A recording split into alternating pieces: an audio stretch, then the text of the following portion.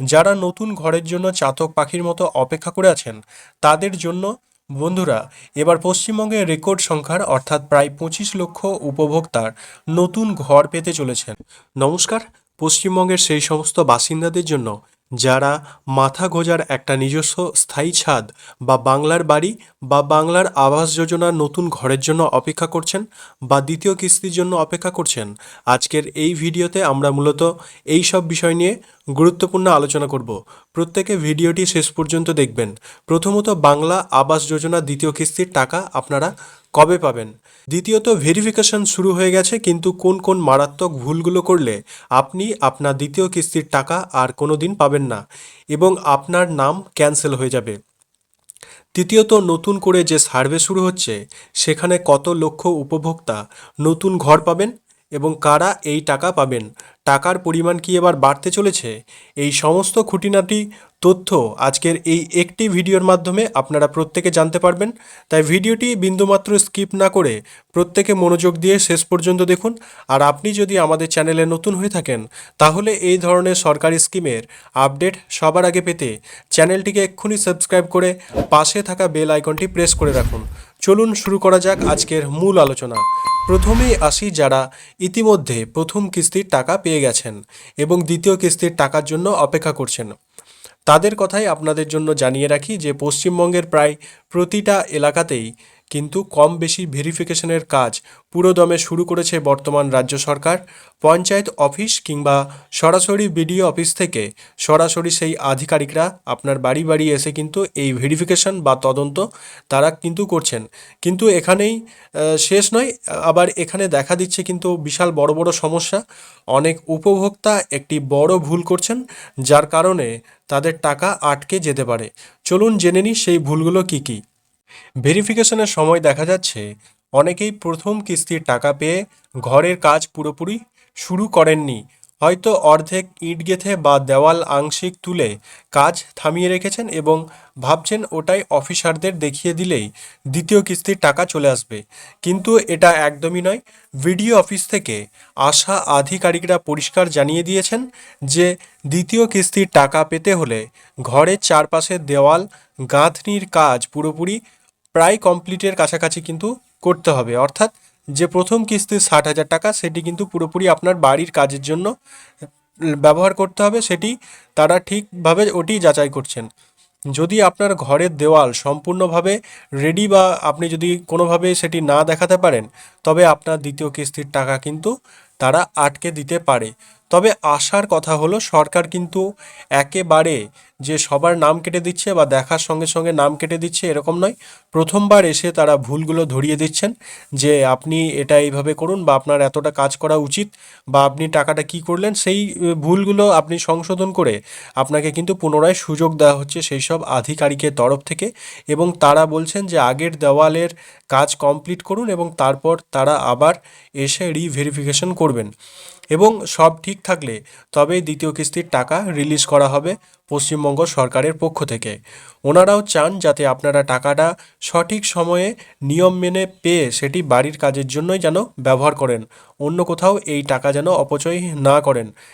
অতিরিক্ত ছোট ঘর তৈরি করা আরও একটি বড় জালিয়াতি বা ভুল যেটি সামনে আসছে তা হলো অনেকেই শুধু টাকা পকেটে ভরার চক্করে 5 ফুট বাই 5 ফুটের মতো অত্যন্ত ছোট বা নামমাত্র একটা ঘর বানিয়ে রাখছেন, যাতে কোনো মতে অফিসারদের দেখিয়ে টাকাটা তুলে নেওয়া যায় এবং পরে হয়তো সেটা অন্য কাজে খরচ করছেন বা অনেকেই রয়েছেন যারা ব্যবহার করছেন।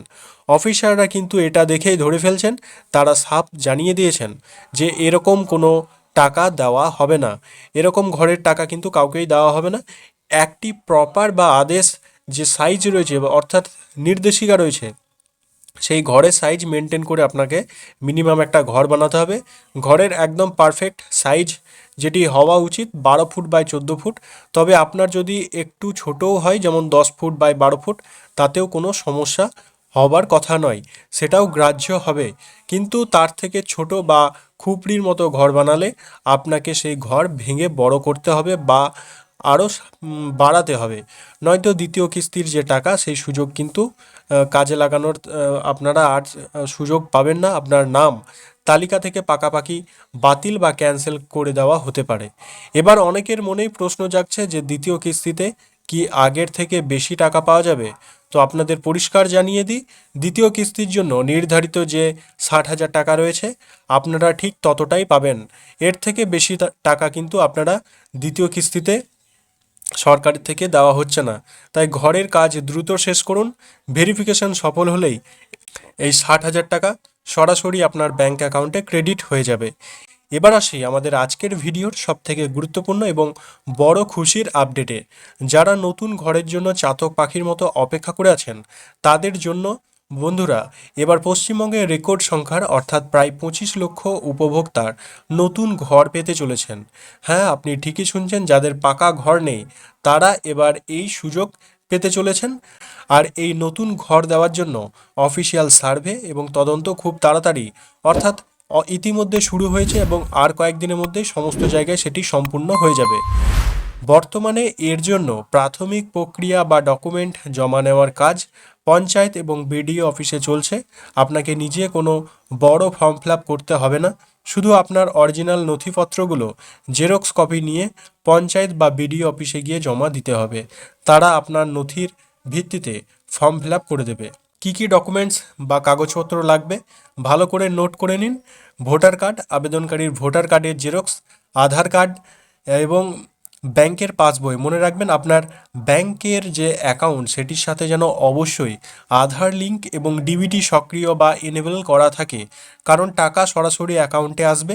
এবং রেশন কার্ড, ডিজিটাল রেশন কার্ডের জেরক্স, জব কার্ড 100 দিনের কাজ, যেটি বর্তমানে 125 দিন করা হয়েছে, এটি কিন্তু খুবই অত্যন্ত জরুরি এবং ম্যান্ডেটরি।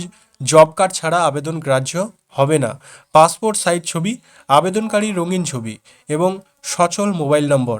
জেরক্স কাগজের ওপর আপনারা আপনার চালু ফোন নম্বরটি লিখে দেবেন, যাতে অফিসাররা ভেরিফিকেশনের আগে আপনার সাথে যোগাযোগ করতে পারেন। এই সমস্ত ডকুমেন্ট জমা দেওয়ার পর সরকারি কর্মীরা আপনার দেওয়া ঠিকানায় সশরীরে এসে ভেরিফিকেশন বা তদন্ত করবেন। পরিষ্কারভাবে জেনে রাখুন, যাদের অলরেডি পাকা বাড়ি রয়েছে বা যারা ইতিমধ্যে আগে কোনো না কোনো সময়ে বাংলা আবাস যোজনার 1,20,000 টাকার ঘরের সুবিধা পেয়ে গেছেন, কিংবা এবার যারা দ্বিতীয় কিস্তির টাকা পাচ্ছেন তারা কিন্তু দ্বিতীয়বার আর কোনোভাবেই এই ঘর পাবেন না। যারা একদম ফ্রেশ ক্যান্ডিডেট, যাদের কাঁচা বাড়ি বা কোনো পাকা বাড়ি নেই, কেবলমাত্র তারাই এই 25 লক্ষের তালিকায় স্থান পাবেন। সবচেয়ে বড় চমক হলো টাকার পরিমাণে।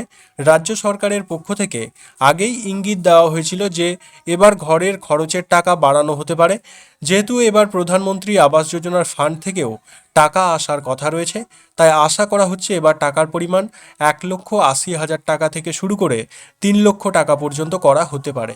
তবে অফিসিয়ালভাবে ঠিক কত টাকা দেওয়া হবে তা এই নতুন সার্ভে শেষ হওয়ার পরেই সরকার বিজ্ঞপ্তি দিয়ে জানিয়ে দেবে।